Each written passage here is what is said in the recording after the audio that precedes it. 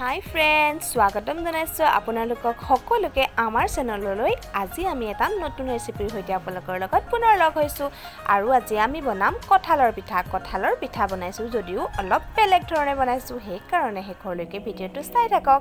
আৰু যোনে কঁঠাল খাই বেয়া পায় নহয়, কিন্তু কঁঠাল বতৰৰ ফল যিহেতু খাব লাগে, সেইবিলাকে ধুনীয়াকৈ সেই মানুহবিলাকে ধুনীয়াকৈ এনেকৈ কঁঠালৰ পিঠা বনাই খাব পাৰে। ঠিক আছে, তেনেহ'লে ভিডিঅ'টো আমি আৰম্ভ কৰোঁ। এয়া মই প্ৰথমতে কঁঠালৰ গুটিখিনি ৰিমুভ কৰি পিনি আনফালে এটা মিক্সি বাতি লৈছোঁ, তাত কঁঠালখিনি দি দিছোঁ। তাৰপিছত এনেকৈ অলপমান কঁঠাল লৈ লৈছোঁ। আপোনালোকে যিমান বনাম বুলি ভাবে কোৱাণ্টিটি আপোনালোকে নিজৰ আন্দাজ অনুসৰি ল'ব পাৰে। আমি এয়া লৈ আছোঁ। এতিয়া মই কঁঠালৰ গুটিখিনি ৰিমুভ কৰি লওঁ, তাৰপিছত আপোনালোকক দেখুৱাই আছোঁ।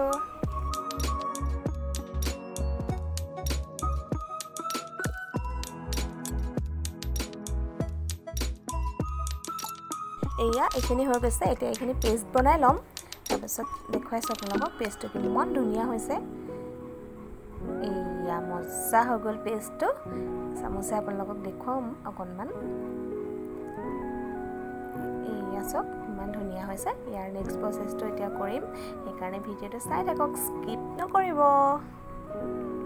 এতিয়া মই কঁঠালখিনিৰ লগত কেইটামান বস্তু এড কৰিম।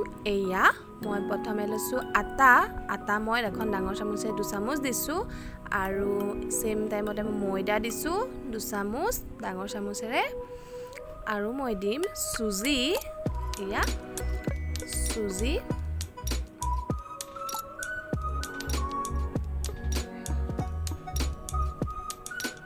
দিছোঁ চুজি মই 3 চামুচ দিম, আৰু চুজি দিলে বহুত কোমল হয়, খাবলৈ বহুত ধুনীয়া হয়, আপোনালোকেও দিব। এয়া চুজি দিলোঁ। এতিয়া ইয়াত মই দিম গাখীৰ, আৰু ধুনীয়া লাগিব খাবলৈ, সেইবাবে ইয়াত মই অলপ আপোনালোকে আন্দাজ অনুসৰি দিব পেষ্টটো বনিবৰ কাৰণে ধুনীয়াকৈ। যিহেতু আটা মই আৰু ময়দা দিছোঁ, চুজি দিছোঁ, পেষ্টটো ধুনীয়াকৈ হৈ যাবৰ কাৰণে তাত অলপমান গাখীৰ দিছোঁ। আৰু চেনি দিয়া নাই ইয়াত, আপোনালোকে যদি দিব বিচাৰে দিব, কিন্তু নালাগে চেনি দিবলৈ, কাৰণ কঁঠালটো মিঠাই থাকে, সেইবাবে। এয়া পেষ্ট কৰি ল'লোঁ। এতিয়া আপোনালোকক দেখুৱাইছোঁ পেষ্টখিনি। এইখিনি চাওক ইমান ধুনীয়াকৈ হৈ গ'ল। এইখিনি এতিয়া এটা পাত্ৰত ধুনীয়াকৈ উলিয়াই ল'ম, পিঠা বনাম যিহেতু। এয়া এতিয়া উলিয়াই লৈছোঁ। আনফালে মই গেছত কেৰাহী এখন পাতি থৈছিলোঁ, আৰু তাত জোখত তেল দিলোঁ। সেইখিনি গৰম হ'ল। এয়া দেখিছেনে? এতিয়া মই এটা এটাকৈ চামুচে পিঠাকেইটা দি দিছোঁ। এয়া এনেকৈ দিব আপোনালোকে।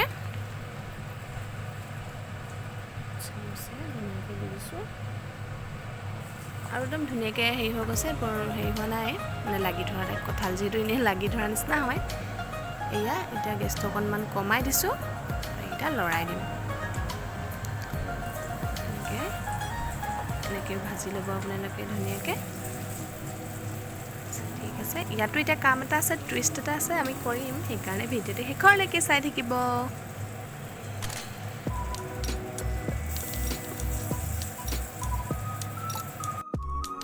এয়া পিঠাকেইটা ভাজি থকাৰ লগতে মই এইফালে দেখিছে গুৰো কাটি আছিলোঁ। এই ক্লিপটো লৈছিলোঁ, ডিলিট হৈ গ'ল, তাৰ কাৰণে চৰি। এয়া মই এখন পেনত গুৰখিনি এতিয়া গলাই লৈছোঁ।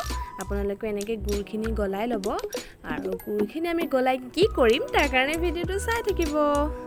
এয়া কমপ্লিট গোটেইকেইটা পিঠা আগতে ভাজি ল'ম। এয়া হৈছেগৈ আৰু।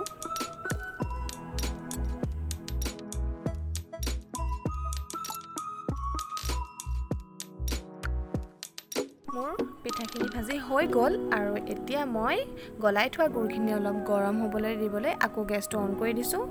এয়া এইখিনি অকণমান গৰম হ'বলৈ দিম, আৰু চামুচে লৰাই থাকিব লাগিব, নহ'লে জ্বলি যাব বেছিকৈ। কেইটামান ভজা চফু দিছোঁ, আপোনালোকে যদি ভাল পায় দিব পাৰে। অলপ গলাই ল'ম উতল অহালৈকে।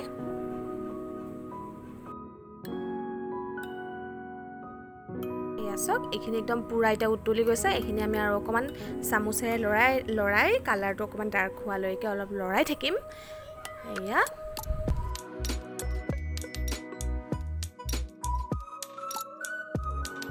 এতিয়া আমি ভাজি লোৱা কঁঠালৰ পিঠাকেইটা ধুনীয়াকৈ উতলাই লোৱা গুৰখিনিত দি দিম।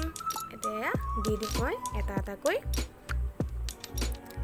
ওপৰৰ পৰা জোৰকৈ দি দিব, লাহে লাহে এটাকৈ দিব, নহ'লে চিটিকনি পৰি যাব পাৰে, যিহেতু গুড় সেইকাৰণে।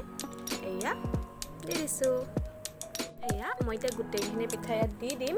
আৰু সঁচাকৈ এনেকৈ খাই বহুত বেছি ভাল লাগে, মানে কি গুড়, কঁঠাল, আটা, ময়দা, মানে টেষ্টটো বহুত একদম ইউনিক হয় আৰু এনেকৈ যিহেতু গুড়ৰ মানে গলাই লোৱা গুড়খিনি এনেকৈ কৰি ল'লে যে আৰু বহুত মানে ভাল লাগে খাই, সেইকাৰণে আপোনালোকে ট্ৰাই কৰি চাবচোন।